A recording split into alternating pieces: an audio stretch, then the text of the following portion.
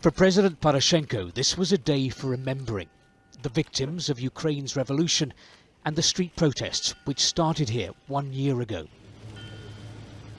Here too, Ukraine's new best friend, America, in the shape of its vice president. Joe Biden accused Russia of trying to change Ukraine's borders by force. Russian behavior represents a flagrant violation of the bedrock principles of our international system. These soldiers agree.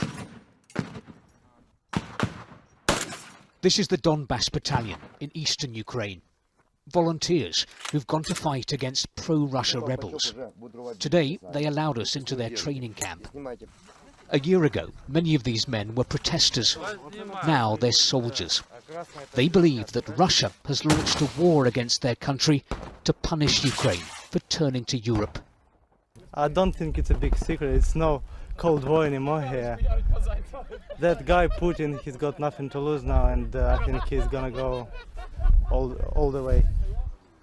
From street protests to war, the transformation has shocked Ukraine. What began 1 year ago with street protests in Kiev has ended in a war in the east, which has left more than 4,000 people dead, and in a global confrontation between Russia and the West. And no one here knows when that is going to end.